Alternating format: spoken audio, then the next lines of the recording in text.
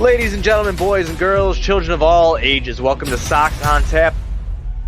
Tony, my first reaction is just fuck yes, let's go. Sox versus the Twins. That's where it all starts. Because it all starts taking care of business in-house in the Central Division. That's right, I'm a meatball. You got to bring that top button swag, baby. It is always great to beat the Cubs. And I'm a homer, so I always say they're gonna. Dallas Keuchel Lamson got some beards that you should be afraid of. What everybody said when he gets out there, it's me versus the other guy, and I'm going to beat him. So I just love that mentality. It's cool and fucking tough. Steve, would you say that Tony is mad online? I would definitely say that. The White Sox winner.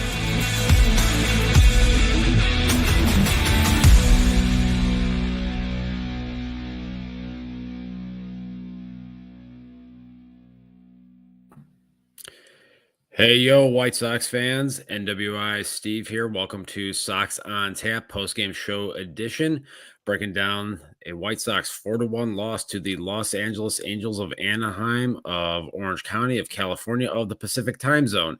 Joined tonight by my co-host, Mr. Sean Roberts.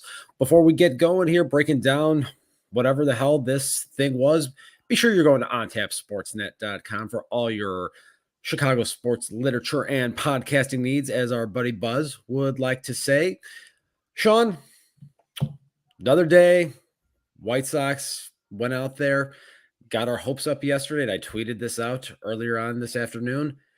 They had that game last night to get everybody's hopes up. And as Johnny would always say, don't get up for the letdown. How you doing? I'm doing good, man. I'm doing good. Obviously, little Sox on Tap after dark here. It's been tough the last few nights, but yeah, we're in baseball hell right now. We really are. This is like the worst thing as a fan base. You know, I was having a conversation with a friend of mine yesterday, and I just said, I need two things to happen here. I need the Sox to either lose 10 in a row and just end all hope, right? Or I need them to win 10 in a row and be like, okay, this can happen. What we're getting right now is we're getting 1 win, 2 losses, 1 win, 1 loss, 2 wins, 2 losses. It's a constant battle of we can't get over the hump. We get to 500, we lose 2 in a row. Then we get back to 500. We're like, oh, hey, we've won 3 in a row. Then we lose 2 in a row. And it's extremely frustrating. You see all the fun that's happening with Cleveland and Minnesota and knowing God, that just makes me miserable. Doesn't it? Just miserable. I even put in our group chat tonight the walk-off home run from Naylor, and I said, listen, dude's a psychopath, and I hate him, but it'd be nice to have a little life like that, wouldn't it? It really would, but then that begs the question is what comes first, the success, then the fun, or the fun, then the success? Yeah. So with this team, as you talked about, it's just been a lot of lateral movement all season, unable to really gain any kind of traction for any sustained period of time, and just more of the same today. Went out there last night, put up 11 runs. You go to bed feeling good. You have an opportunity to win a series here today against an Angels team that is not playing particularly well overall, the way the Sox are, much in the same breath. And they just went out there pretty lifeless once again. They had a couple of opportunities to score some runs against Shohei Ohtani. Ultimately, were never able to do it and end up now losing a series in Anaheim, which they have done every single season since 2011. Hence, I titled this episode, The Unhappiest Place on Earth. Oh, it really is. And I think, you talk about, chances and stuff like, I think, I forget what inning it was, but I saw your tweet where it was like, that was our chance right there. And unfortunately, we've had that a lot this season with this team. Is we all see it and know it as a fan base. We can tell, when these teams get a chance, when this team gets a chance to make the big hit, right? Like we need the big hit where we can get 2 runs or get back in a ball game or make some noise. We come up flat. We get the little rollover ground ball to second base or the double play or the pop up, and it's just so deflating. But yeah, it's just going to the West Coast in general isn't fun for this team. Always has, at least since I feel like I've been a fan outside of the ALCS back in 2005. It's just it sucks. And then, yeah, like you said, 2012 was the last time that they won? 2011. Or They talked 11. about this on the Jeez. broadcast. It was 2 months before Mike Trout's call up to the major leagues. It's just Noodle that one. it's just sad. It's just sad, man. 35 and 39. 35 and Baseball 39. hell. Six games back, 4 back in the loss column. That's the only thing that you can really hang your hat on at this point. It's just a very difficult and frustrating situation. Like you talked about, it almost would be better to see them in some regards go on a prolonged losing streak to put everyone out of their misery, but they're just moving sideways here. Yeah. And that's the thing that is tough, is they're just giving you just a little bit of hope that maybe, just maybe, today's the day that it turns around. Once And a then week, here we are. Steve. Yeah, once a week, I feel like we're getting that glimpse of what this team could be. Right? We get the glimpse of what this team can be. They put up all the runs yesterday. It's funny. I go on my radio show on Tuesday morning. I'm like, I'm giving up on the season. I'm done. Like, we don't even need to talk about the White Sox anymore. Like, it's over. I go on the radio this morning. I'm like, listen, planning the parade's back on, baby. Here we go. Let's go Sox. And then I get to do it tomorrow morning and go, yep, season's over again. But that's what I feel like we're going through as a fan base every single day. If you're on twitter.com, like you like to say, there, it's a swing of emotions every single day. And it's just what you get when you're in baseball hell. It really is. It really is. All right, let's get into some of the game action here today. Premium pitching matchup, and that's one of the things that I was really excited about, seeing Shohei Ohtani go out there against Michael Kopech. And this is the type of matchup that really gets me excited as a fan, as someone that loves to watch high-end starting pitching, 2 guys scoring off against each other. This was one that on paper looked like it was going to be a pretty strong pitching matchup, and for the most part, it lived up to that. First inning, Sox actually went out there, put together some quality at bats against Shohei Ohtani, drove up his pitch count. I think he threw 25, 26 pitches in that first inning. TA leading off the ball game with a base hit to right field. Jose Abreu, again, following him up, had a nice 4-hit night here tonight, as our man Joe C liked to comment here. 17th career 4-hit game for Jose Abreu, and nothing to show for it, which, my God, how frustrating is that? So put themselves in a position there in the first inning with a couple of men on, unable to take advantage of it. One of the things that was really interesting, and one of the things I like to watch when I'm looking at starting pitchers, is I like to try to look at patterns and see what guys are doing. And Stone and Benetti were talking about this on the broadcast. For almost the first 5 innings of this game, Shohei Ohtani was starting off almost every hitter outside of A.J. Pollock's second at bat with first pitch breaking balls. And the White Sox failed to make any kind of an offensive adjustment to that. Sean, what are your thoughts on what you saw from Shohei Ohtani and the approach that he took out there against the Sox hitters? I like the approach, and this is the thing. If you can get over a first pitch breaking ball, that's huge, because and then especially when you can hit triple digits, you start throwing over first pitch breaking balls, that's a game changer. But what you're taught as a hitter is, if you get a first pitch breaking ball, you're taking that, right? That's not your pitch. That's not what you're looking for. But if it's a consistent trend, and this comes down to coaching and making adjustments in the game itself. Yeah, like maybe the first time through the lineup, if he's going first pitch breaking ball, you take that. But if it's continuing in your second at bats, jump on it. Don't wait for the 101 mile per hour fastball in your hands. Jump on the breaking ball. If it's going to be a strike, which it was for the most part, or he felt confident enough that it was going to be, it's going to be around the plate. Take a swing at it.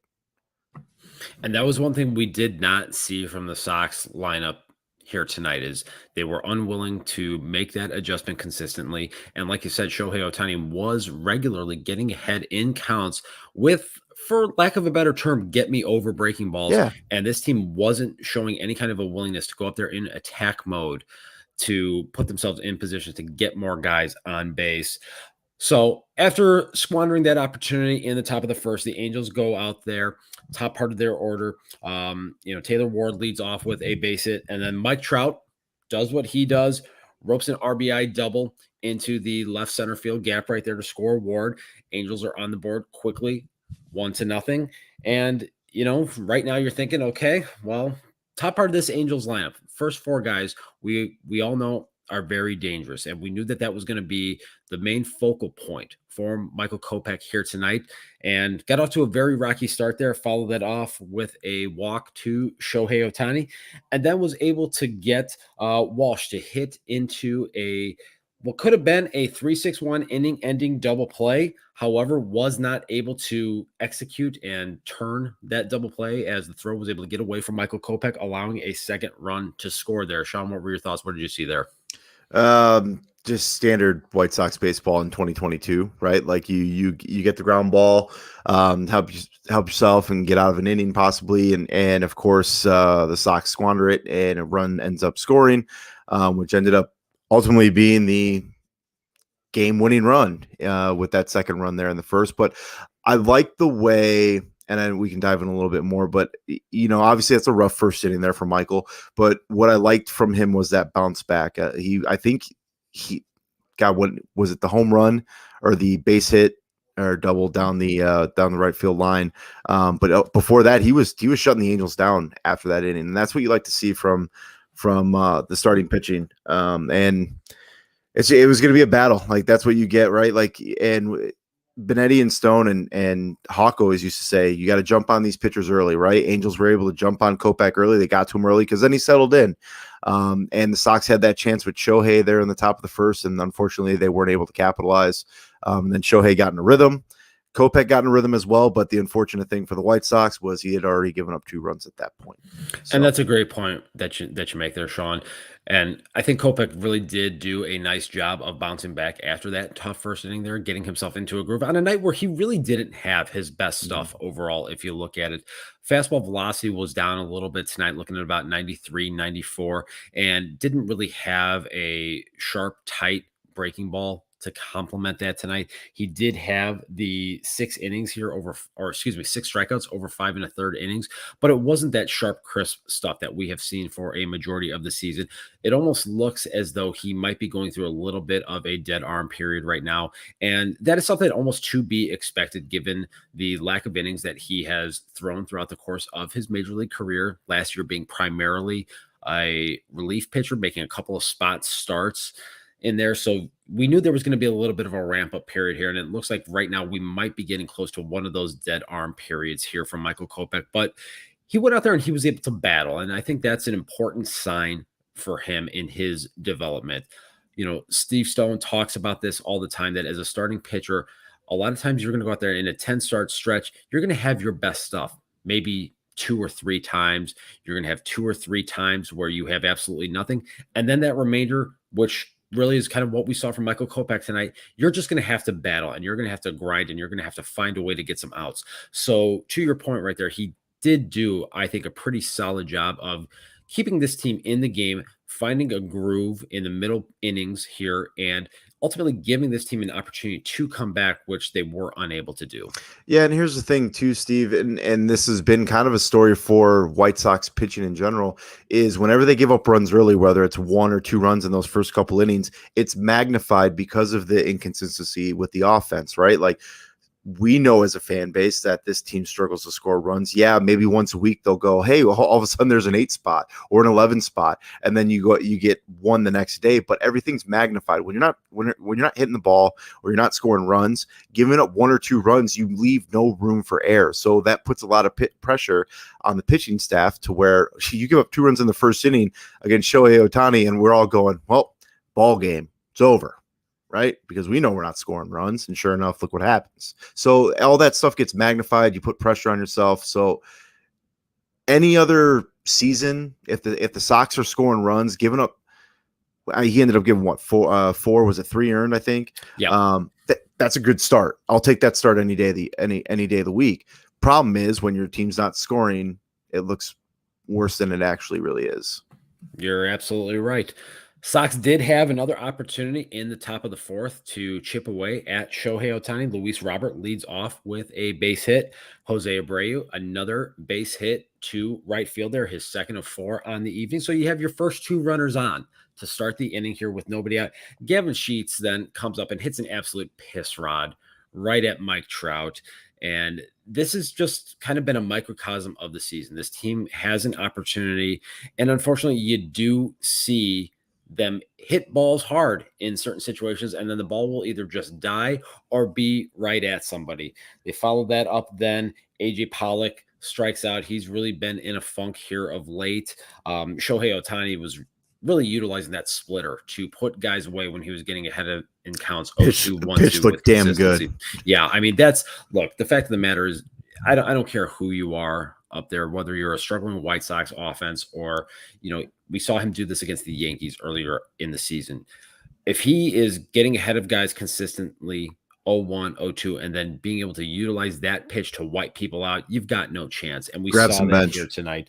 Larry Garcia was actually able to work a walk in this inning here. And then Josh Harrison comes up and ultimately strikes out to end another threat. So the White Sox wasted an opportunity with the first two runners of the inning, reaching base. Once again, don't score.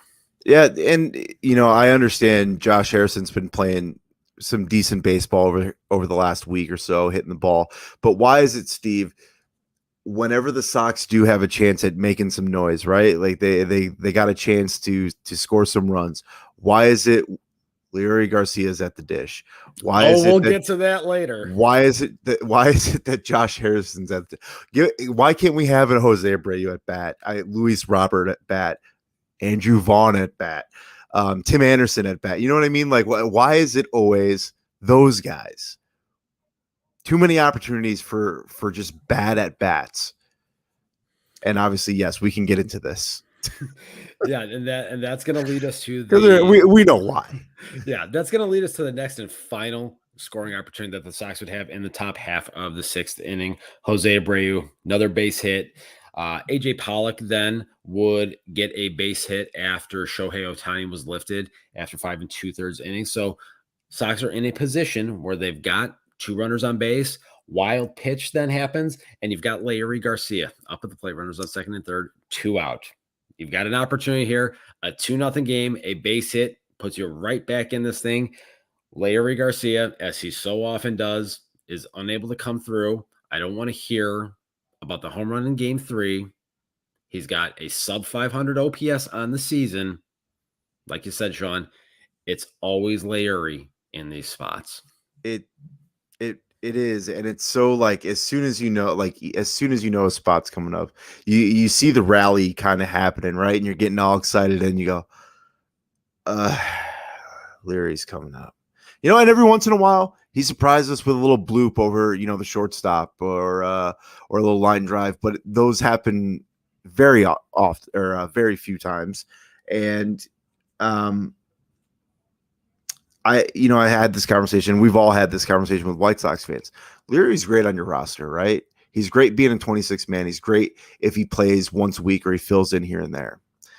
When Larry Garcia is playing every day or maybe gets one off day a week, that's not good.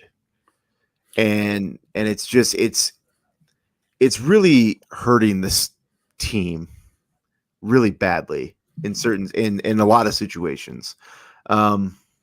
But it is what it is. It's the cards that were dealt. We know he's not going away anytime soon. So the people that are like, oh, Leary needs to be DFA'd, that ain't happening. Homie's going to be here for a little bit. So it's depressing, and I can't take it anymore, man. It is unbelievably frustrating. Here we are 74 games into the season. Larry Garcia has, I want to say, about 185 plate appearances, and simply put, for a team that fancied themselves as a viable World Series contender, to see that happening is really laughable, because you're not serious. Like you're not serious. That's a sign of an unserious organization. Do you think Larry Garcia would have 185 plate appearances with the Houston Astros, nope, or the Toronto Blue Jays, nope, or the New York Yankees, or nope, the Dodgers, or the Braves, or any other the Minnesota Twins? No. The Minnesota Twins? No. He's playing on Sundays. He's the Sunday guy. So that just kind of shows where this organization is at. So they miss another scoring opportunity there in the top half of the sixth. And just as it so often happens, baseball karma comes back to get this team in the bottom half of the inning. Kopech is able to get Shohei Ohtani to strike out to lead off the inning. Jared Walsh, leadoff base hit. And then Luis Rengifo comes up. He had smoked a double down the line earlier in the game. Comes up, the big blow, 2-run homer to straightaway center to give the Angels a 4-0 lead, and that was really the death nail in the coffin here tonight. A lot of conjecture on Twitter.com and various social media platforms about whether or not Michael Kopech should have still been in the game at this point. Sean, what were your thoughts? Who you're gonna put in Jose Ruiz? I think people at that juncture were maybe thinking start the inning off with Ronaldo Lopez, given that Kopech, I think, was at about 88 pitches to start the inning there. So, Okay, but at what point? I understand like people wanting to go to another guy, right? Like, but at what point does Kopech he has to start throwing over 80 pitches, right? Like it's at some point he has to keep building that arm up. And frankly, the way he was kind of on cruise control there after the first inning, why not keep going with him? At least for another inning, right? Like I don't know. That's one of those toss-up things. Yeah, you could go Lopez. I'm okay with it. I'm not going to sit here and be like, that's why the Sox lost, because they kept Kopech in for one too many hitters. I don't know. I'm not going to that. I won't hate Tony on, but if he would have taken him out, I would be like, okay, I get it, understand it. yeah, and I think that's probably where I was at with it as well. Ultimately, you got to go out there and you got to execute pitches. Michael Kopech, would have had an opportunity. I mean, let's be real about this. He was one pitch away from getting out of the inning and pitching 6 innings, quality start, leaving with a 2-0 deficit. So if you get that ground ball double play to end the inning, who knows? Maybe this team has a little bit of life in them. And maybe they realize, hey, we're in this game. It's a manageable deficit. Maybe we can make a comeback against this Angels bullpen. Once it got to 4-0, it really just felt like the wind was completely out of their sails at that point. I don't know about you. I have no confidence in this 2022 team and their ability to overcome large deficits. Once you see that 4 spot go on the board right there, it really just feels like it's game over. Yeah, and you got that vibe, right? Like after the Garcia out. And then, of course, you're like, we're already deflated as a fan base, and I would assume probably a team there, right? Like that's a big spot that you weren't able to come through, and then you go out there and you're like, okay, well, it is still only 2-0, and then you get the bomb, and that's kind of like, oh, that's it. This one's done, and let's just pack it up and go to San Fran. Sox were able to get on the board in the top half of the 8th inning. Luis Robert reached on a throwing error by Velasquez, the Angels shortstop. Jose Abreu followed it up with his 4th single of the night. Right there, Gavin Sheets hits into a fielder's choice. Angels unable to turn a double play on that. And then some wild pitch offense, courtesy of Ryan Tepera, or that was probably more pass ball offense via Max Stassi, kind of letting one go through the 5-hole there to get the Sox on the board, making it a 4-1 deficit. But ultimately, that is where the scoring action would stop on the night for the Sox. Here's what it comes down to ultimately. And I talk about this, and I've been talking about this at length for weeks now. This team had 7 hits tonight. All 7 of them were singles. You are not going to win baseball games in the year 2022 with 7 singles. It's not 1952 anymore. You need to hit the ball out of the ballpark. We saw it last night. They hit 3 home runs and they won the baseball game. 7 singles is not going to get it done. This team's inability to slug with any kind of regularity this season is ultimately why they are 35-39, 6 games out of first. I can't for the life of me understand where the power has gone this season, but that is ultimately the biggest culprit of why they are where they are. Ball go far, team go far. And this is what I mean, like last night was prime example. It's there. We know it's there. We've seen it, and then it just disappears just like that. With one sleep, right? Like you wake up the next day and all of a sudden it's 7 singles. Well, 7 singles in 1939 is probably getting you a couple runs, right? Like that's exciting. 2022, if you're not putting the ball over the fence, I mean, good luck. It's not going to happen for you. It's inconsistencies. It's the story of the season. It's and real quick, and not to just like squirrel moment here, but when you were talking about that 8th inning, real glad that we got a Broadway show, courtesy of Yohan Moncada. Been missing that for a little bit. Glad I finally got to see it. The whole deal there. But yeah, I had to get that in because it's just so infuriating. I had to. That's the ultimate wrap. That's the ultimate bow on this one here. So mercifully, the Sox will have the day off tomorrow before they head to Oracle Park in San Francisco to battle the Giants. First time playing the Giants out in San Francisco since I was there in 2014. How do you think this one goes? Well, we'll get one, right? Like we're not going to get. I don't think we get swept. We'll get one. I think if they're going to get one, I think Friday night will be the night to do it. So we'll preview that one here. Lance Lynn taking the mound, the big bastard, going out there against Alex Cobb, who has really struggled for the Giants this season. Pitched to a 5.47 ERA. This Giants team, they are hanging around in third place in the ultra competitive NL West right now behind the Dodgers and the Padres.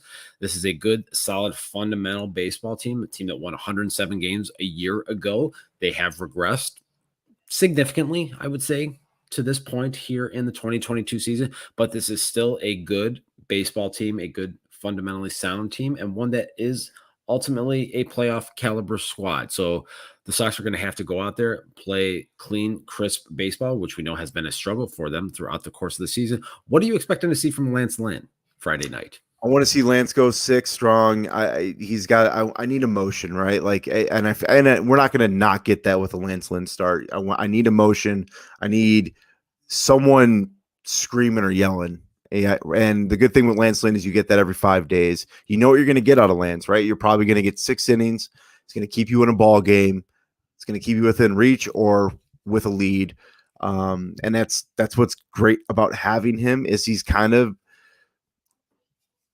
maybe Dylan Cease you could throw in this conversation. He's kind of that stopper, right? Like if you need a win, he's good. He's the best one you can have out there.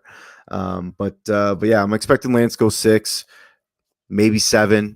If it's pumping and keep it close, man. Keep it close. But what kind of nonsense is San Francisco trying to pull, optioning Yermin Mercedes down right before the White Sox come to town? Come on, need storylines here. Besides Rodon. Yeah, they really are depriving the baseball world of the Yermin Mercedes versus Tony La Russa narrative I think a lot of people were hoping for this weekend. Ultimately, I think the Giants know what Yermin Mercedes is. There's still a segment of the White Sox fan base that for some reason thinks that Yermin Mercedes is something that he isn't.